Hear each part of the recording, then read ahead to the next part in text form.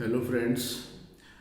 Today we are going to discuss an introduction of human resource management, its functions and its objectives. Human resource management को हिंदी में हम लोग मानव संसाधन प्रबंध कहते हैं और इसको ह्यूमन रिसोर्स मैनेजमेंट को man power management, employees management, staff management इनके नामों से भी जाना जाता है।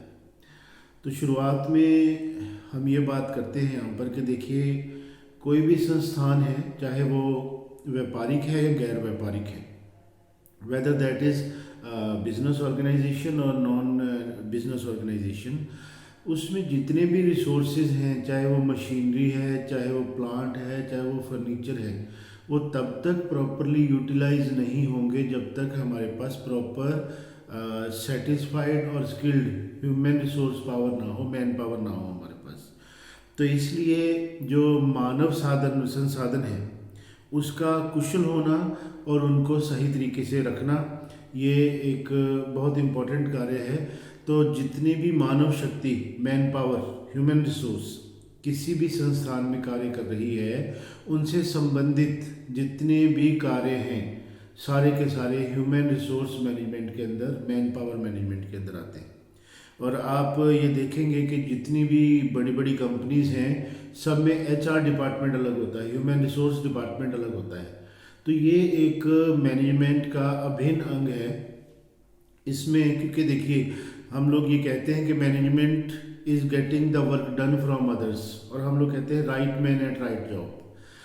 तो हमें जो भी पोस्ट है, जहाँ पर जो भी व्यक्ति हमें चाहिए, उसके लिए सही व्यक्ति ढूंढ करके लाना, उनको, उस व्यक्ति को सही ट्रेनिंग देना, अपनी संस्था के माहौल के अकॉर्डिंगली उसको ढालना, संस्था की सारी पॉलिसीज़, प्रोसीजर्स, कोड सारा उसको समझाना और उससे अपने उद्देश्यों के अनुसार काम लेना। तो अगर मैं बड़े सिंपल से शब्दों में बात करूं कि ह्यूमन रिसोर्स मैनेजमेंट क्या है, मानव संसाधन प्रबंध, जो व्यक्ति हैं उनका इस तरीके से प्रयोग करना है, व्यक्तियों का इस तरह से प्रयोग करना है ताकि हम अपने उद्देश्य को उनसे प्राप्त कर सकें, उनसे प्राप्त करवा सकें। तो अगर हम मान लीजिए मानव शक्ति हमारे पास समुचित रूप में नहीं है, या संतुष्ट नहीं है, या कुशल नहीं है, या काम नहीं करना चाहती, तो हमारा सारा बिजनेस ठप होने की अवसर रहते हैं। जो हमारी मशीनरी है, जो हमारा फर्नीचर है, जो हमारा सिस्टम है, अगर कोई भी काम नहीं करेगा ढंग से तो सारा ठप हो जाएगा, सारे का सारा। तो इसलिए human resource management is managing the human resources, because all the resources of production will be unutilized or underutilized unless and until human resources are properly motivated। तो अगर मैं बात करूं कि ह्यूमन रिसोर्स मैनेजमेंट में क्या आता है, सही कर्मचारी को सही समय पर नियुक्त करना, उसका विकास करना, उसको सही रेम्युनरेशन देना, समय पर उसको प्रमोट करना या डिमोट करना या ट्रांसफ़र करना, और इसके सिवाय उनके कार्य का मूल्यांकन करके समय समय पर नियंत्रित करना, ताकि जो वो काम कर रहे हैं उनके द्वारा किए गए कार्य हमारे उद्देश्यों के अनुसार होने चाहिए, संस्था के उद्देश्यों के अनुसार होने चाहिए। तो इसके लिए कई बार ऐसी स्थिति आ जाती है जब हमारा ह्यूमन रिसोर्स मैनेजमेंट थोड़ा सा वीक पड़ता है, तो स्ट्राइक्स, घेराव या लॉकआउट्स वगैरह की स्थिति आ जाती है। तो ऐसी स्थिति ना आए, अच्छे औद्योगिक संबंध बनाना भी ह्यूमन रिसोर्स मैनेजमेंट का ही एक कार्य होता है। तो ये आप समझ गए होंगे कि ह्यूमन रिसोर्स मैनेजमेंट क्या है। जितने भी व्यक्ति, मानव हमारी संस्था में काम कर रहे हैं, उनसे संबंधित जितनी भी क्रियाएं हैं वो सारी की सारी ह्यूमन रिसोर्स मैनेजमेंट में आती हैं, ताकि उनके द्वारा किया गया कार्य हमारे उद्देश्य की प्राप्ति की ओर उनको लेकर के चले। इसके लिए समय समय पर डिफरेंट रिसर्चेज हुई, किस तरह से, क्योंकि जो ह्यूमन है वो एक सोशल एलिमेंट है, तो जो हमारी धारणाएं हैं हमारी समय समय पर चेंज होती रहती हैं, जो हमारे विचार हैं चेंज होते रहते हैं। तो ह्यूमन रिसोर्स मैनेजमेंट का एक कार्य ये भी होता है कि उनके कार्यों को अपने अनुरूप रखना, उनकी सोच को अपने अनुरूप रखना। तो ह्यूमन रिसोर्स मैनेजमेंट क्या है, व्यक्तियों की नियुक्ति, व्यक्तियों से काम लेना, उनको सही समय पर रेम्युनरेशन देना, सही माहौल बना करके रखना, ये सारा जो है ह्यूमन रिसोर्स मैनेजमेंट में आता है। अब हम बात करते हैं functions of human resource management.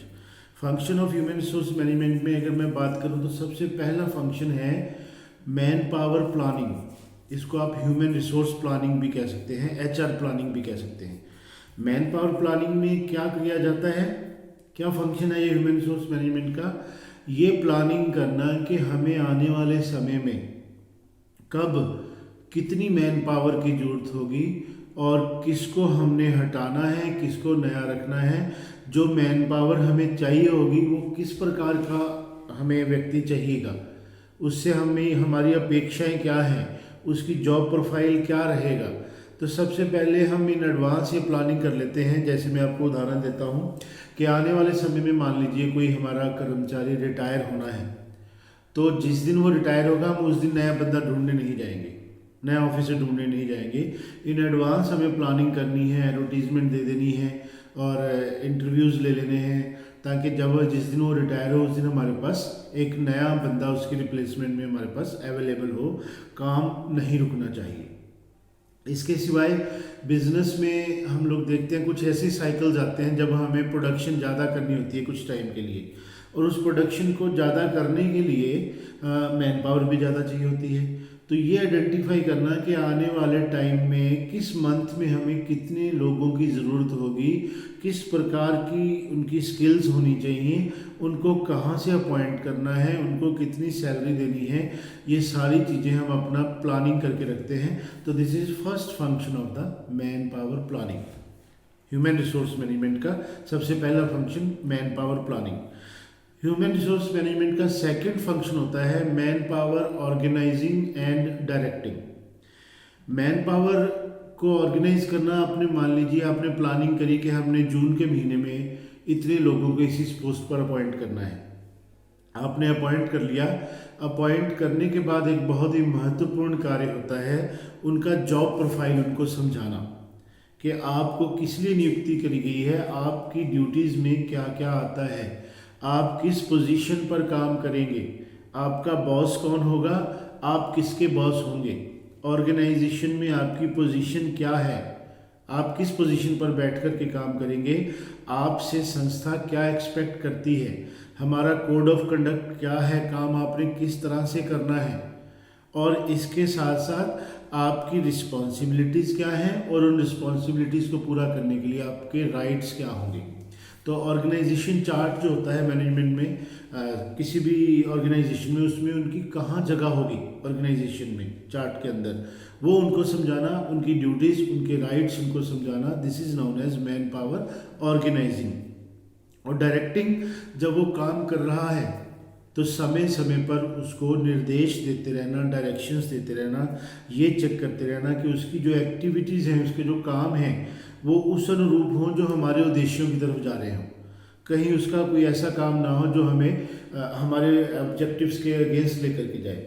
तो मैन पावर प्लानिंग में हम लोग प्लान करते हैं कब कौन सा किस तरह का एम्प्लॉय चाहिए। ऑर्गेनाइजिंग में उनको अपॉइंट करने के बाद हम लोग ये डिसाइड करते हैं कि उनको क्या काम देना है, किस तरह से काम देना है, और क्या उनके राइट्स होंगे, क्या उनकी ड्यूटीज़ होंगी, उनकी जॉब प्रोफाइल तैयार करना, उनका ऑर्गेनाइजेशनल चार्ट में उनकी प्लेस डिसाइड करना, उनकी राइट्स, उनकी ड्यूटीज़, उनको सारा ये समझाना, ये ऑर्गेनाइजिंग में, और समय समय पर उनको डायरेक्शंस देते रहना, दिस इज़ डायरेक्टिंग। तो first is man power planning and second is man power organising and directing. Third function is controlling, man power controlling. ये मैनेजमेंट में हम लोग पढ़ते हैं कि control is an important function of the management. Same is here, जो भी वो काम कर रहा है समय समय पर उनकी परफॉर्मेंस को चेक करते रहना, उनकी एक्टिविटीज़ को चेक करते रहना, और अगर कोई ऐसा काम हो रहा है जो हमारी एक्सपेक्टेशन से अलग जा रहा है, मतलब जो संस्था के ऑब्जेक्टिव्स हैं, जो उसकी ड्यूटीज़ हैं, उससे हटके कुछ वो काम कर रहा है अननोइंगली या नोइंगली, तो उसको कंट्रोल करना, this is man power controlling. अगला फंक्शन मैं बात करूंगा, चौथा फंक्शन मैन पावर डेवलपमेंट। ये बहुत बहुत इम्पॉर्टेंट फंक्शन है और मनोविज्ञान पर आधारित ये एक कार्य है, साइकोलॉजी पर बेस्ड ये एक कार्य है। इसके अंतर्गत हम लोग अपने एम्प्लॉयज़ को एक ऐसा एनवायरनमेंट प्रदान करते हैं, एक ऐसी ट्रेनिंग इनको सेशंस ऐसे देते हैं कि उनकी जो एटीट्यूड है, उनकी जो सोच है वो पॉजिटिव रहे। इसमें अगर मैं बात करूं तो समय समय पर उनके सेशंस ऑर्गेनाइज किए जाते हैं पॉजिटिव एटीट्यूड के लिए। समय समय पर उनकी ट्रेनिंग्स ऑर्गेनाइज करी जाती हैं ताकि अगर कोई नई टेक्नोलॉजी आई है या किसी टेक्नोलॉजी में कोई इम्प्रूवमेंट हुई है तो उनको उसमें अपडेट करना। और उनके इसके सिवाय हम लोग देखते हैं मैन पावर डेवलपमेंट में अगर मैं बात करूं तो उनका मानसिक विकास भी इसमें आता है। इसके लिए उनको एक अच्छा वर्किंग एनवायरनमेंट देना जिसमें म्यूचुअल कन्फ्लिक्ट्स ना हो, ये भी ह्यूमन रिसोर्स मैनेजमेंट का फंक्शन आ जाता है। अगर एम्प्लॉयज़ के आपस में कोई मतभेद चल रहे हैं तो उनको दूर करना। इसके साथ कुछ ऐसी एक्टिविटीज़ है ऑर्गेनाइज करना जिसके माध्यम से वो संस्था के साथ जुड़े रहें, ऑर्गेनाइजेशन के साथ जुड़े रहें, उनका मेंटल अटैचमेंट उससे बना रहे। तो इसके लिए पॉजिटिव सेशंस ऑर्गेनाइज किए जाते हैं पॉजिटिव एटीट्यूड के लिए, उनकी ट्रेनिंग ऑर्गेनाइज करी जाती हैं, सेमिनार्स ऑर्गेनाइज करते हैं, वर्कशॉप्स ऑर्गेनाइज करते हैं हम लोग, उनके टूर्स जाते हैं हम लोग, अपने फंक्शंस रखते हैं उनके और टूर्नामेंट्स रखते हैं ताकि वो थोड़ा बहुत लाइक भी फील करें और थोड़ा अटैच्ड भी ऑर्गेनाइजेशन के साथ रहें। इसको हम लोग कहते हैं मैन पावर डेवलपमेंट। तो पहला प्लानिंग, मैन पावर प्लानिंग, उसके बाद man power organising and directing, फिर मैन पावर कंट्रोलिंग, ये हो गया आपका manpower development. Fifth function अगर मैं बात करूं तो परफॉर्मेंस अप्रेजल, कार्य मूल्यांकन, कार्य का मूल्यांकन करना। जो भी काम उनको दिया है, उन्होंने जब काम किया तो उसका मूल्यांकन किया जाता है, HR डिपार्टमेंट करता है कि जो हम उससे एक्सपेक्ट कर रहे थे उसने एक्सीलेंट वर्क किया है, गुड वर्क किया है, एवरेज वर्क किया है या बिलो एवरेज वर्क किया है, और अगर उसके काम में कहीं कमी है तो उसके कारण ढूंढना और उसको बताना कि आपके काम में इस वजह से कमी है, आप अपनी कमी को इस तरह से दूर करिए। तो कार्य मूल्यांकन जो है वो एक बहुत ही महत्वपूर्ण कार्य होता है ह्यूमन रिसोर्स मैनेजमेंट का, क्योंकि इसमें हमने एवेल्युएट करके उसको कम्युनिकेट भी करना है कि आपके काम में किस तरह से सुधार किया जा सकता है। That is performance appraisal. इसके बाद अगर मैं बात करूं तो ह्यूमन रिसोर्स मैनेजमेंट जो है, जो लीगल एक्टिविटीज़ होती हैं जो एम्प्लॉय से related to ensure the legal formalities, कितने आवर्स उनको काम करना है, अगर उनको उससे ज़्यादा काम उनसे लिया जा रहा है तो उनको क्या फैसिलिटीज़ और क्या रेमुनरेशन ओवर टाइम उनको मिलेगा, और अगर एम्प्लॉय को हम कहीं बाहर भेज रहे हैं तो उसको क्या सुविधाएं होनी चाहिए, अगर फीमेल एम्प्लॉयज़ हैं तो उनको ड्यूरिंग वर्क क्या सुविधाएं मिलनी चाहिए, सभी एम्प्लॉयज़ के लिए खाने की और रिफ़्रेशमेंट की क्या अरेंजमेंट्स करने हैं, सैनिटेशन का क्या अरेंजमेंट करना है, टॉयलेट्स किस तरह से होने चाहिए, और ओवरऑल इन्वायरमेंट क्या देना है। हमारा जो फैक्ट्रीज एक्ट है वो इसके बारे में क्या बोलता है, ये सारा ह्यूमन रिसोर्स मैनेजमेंट इंश्योर करता है। तो to ensure to fulfil the legal formalities, this is also a function of the human resource management.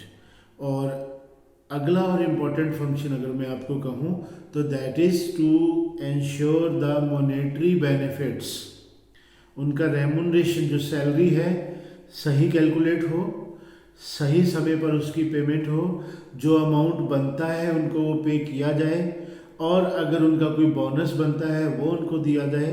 अगर एम्प्लॉय को हमने कहीं बाहर भेजा है तो उसका ट्रैवलिंग अलाउंस टाइम पर पे करना, और ट्रैवलिंग अलाउंस के सिवाय जो उसकी सुविधाएं हैं वो उसको देना, और जो भी मॉनेटरी बेनिफिट्स उनके बनते हैं वो उनको समय पर और सही अमाउंट में मिले।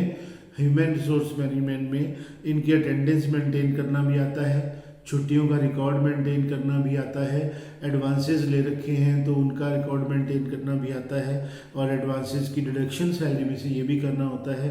ये सारे फंक्शंस हम लोग इसमें रेमुनरेशन, पेमेंट ऑफ रेमुनरेशन वाले फंक्शन में हम लोग लेते हैं। एंड लास्ट फंक्शन अगर मैं बात करूँ तो दैट इज़ मोटिवेशन। बिना मोटिवेशन के कुछ नहीं है। मैंने स्टार्टिंग में बोला कि human resources are the social elements. कई बार जाने अनजाने से हम ऐसी सोच ले बैठते हैं कि या तो मैं यहाँ पर मेरे को कोई इम्पोर्टेंस नहीं दे रहा, साइकोलॉजिकल नीड जिसको हम लोग कहते हैं, या मुझे कोई पूछ नहीं रहा, सोशल नीड होगी। तो ये सारी जो उनकी जो नीड्स हैं, सोशल नीड, साइकोलॉजिकल नीड, इनको फुलफिल करना और उनको मोटिवेट, प्रेरित करते रहना ताकि वो एक अच्छा कार्य करते रहें, ये सारे फंक्शंस जो हैं ह्यूमन रिसोर्स मैनेजमेंट को ही करने होते हैं। और इसके सिवाय समय समय पर जब भी कोई क्रिटिकल कंडीशन आ जाए जिसको डील करना बहुत ज़रूरी है, तो वो भी सारा काम ह्यूमन रिसोर्स मैनेजमेंट ही करता है। जैसे फॉर एग्जांपल एम्प्लॉयज़ के बीच में कोई कॉन्फ्लिक्ट हो, कोई मन में उनकी कोई बात हो जिसको वो शो भी नहीं कर रहे और मैनेजमेंट से प्रॉपरली कह भी नहीं रहे, लेकिन उस चीज़ का इफेक्ट उनकी वर्किंग पर आ रहा है, तो उस चीज़ को काउंसिलेशन के माध्यम से, आर्बिट्रेशन के माध्यम से, उनसे काउंसलिंग करके उनकी या मीटिंग मैनेजमेंट से करवा के, तो उन चीज़ों को जो उनके इश्यूज़ हैं उनको ख़त्म करना, ये भी ह्यूमन रिसोर्स मैनेजमेंट के इम्पॉर्टेंट फंक्शन में आता है। तो आप लोग देख रहे होंगे कितना वास्ट सब्जेक्ट है। इसके अंदर अगर मैं इसके स्कोप की बात करूं तो इसके अंदर फाइनेंस भी आ रहा है, पेमेंट ऑफ रेम्युनरेशन, इसके अंदर साइकोलॉजी भी आ रही है, जैसे मैंने मोटिवेशन बोला या डेवलपमेंट बोला सारा। इसके अंदर जनरल मैनेजमेंट के प्रिंसिपल्स भी लागू हो रहे हैं, right man eight right job, boss कौन किसका है। तो इसका जो स्कोप है, और ये सोशल अगर हम बात करें तो ये सोशल इसमें एस्पेक्ट्स भी इसमें आते हैं। तो human resource management has wider scope अगर मैं बात करूं, and it is interdisciplinary. Human resource management is interdisciplinary, accounting, finance, psychology, social studies, सारा कुछ इसमें आप इसमें देख रहे हैं इसमें। तो इसलिए बहुत ही वास्ट सब्जेक्ट है।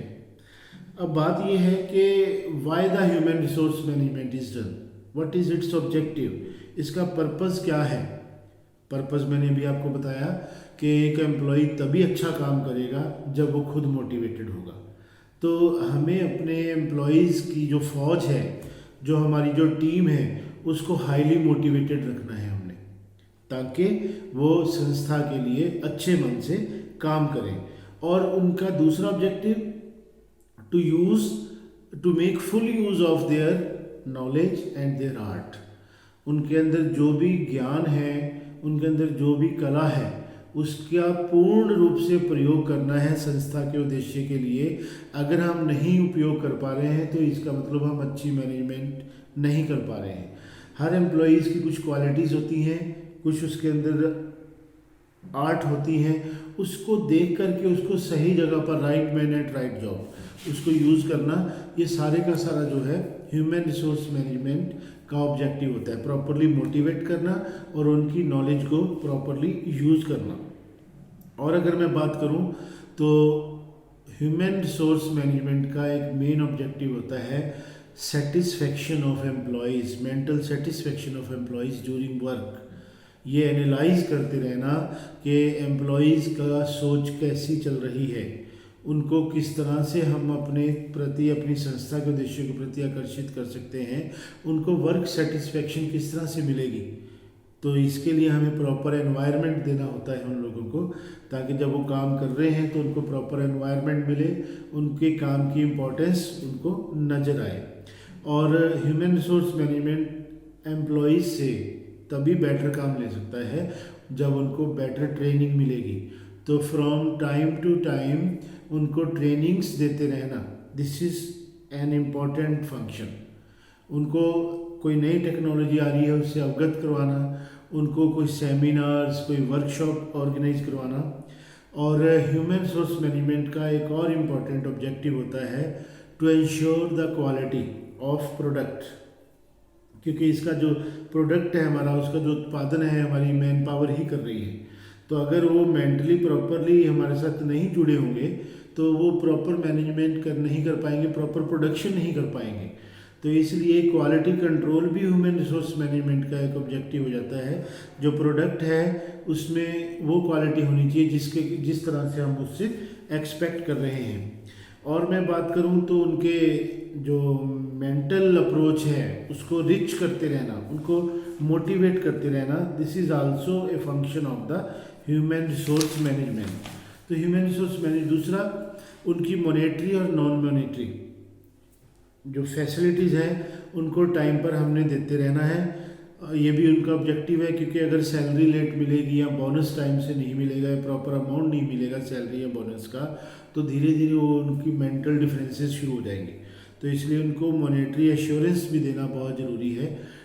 मैं ये समझता हूँ क्योंकि हर व्यक्ति ये जो कार्य कर रहा है किसी भी संस्था के अंदर, उसका यही उद्देश्य होता है कि वो काम करके जो भी सैलरी या जो भी उसको मिलेगा उससे अपना घर चलाएगा, अपनी फाइनेंशियल नीड्स को पूरी करेगा। तो इसलिए proper remuneration should be given at proper time. दूसरा, एम्प्लॉयज़ को जो हमारा कोड ऑफ कंडक्ट है, जो हमारी आचार नीति है संस्था की, जो उसके अकॉर्डिंगली काम करना बहुत ज़रूरी होता है, उनसे काम लेना। तो उनको कोड ऑफ कंडक्ट समझाना कि हमारे किस नीति के अनुसार हम काम करते हैं और उनसे वो काम करवाना, इसको इंश्योर करना भी ह्यूमन रिसोर्स मैनेजमेंट का काम आता है।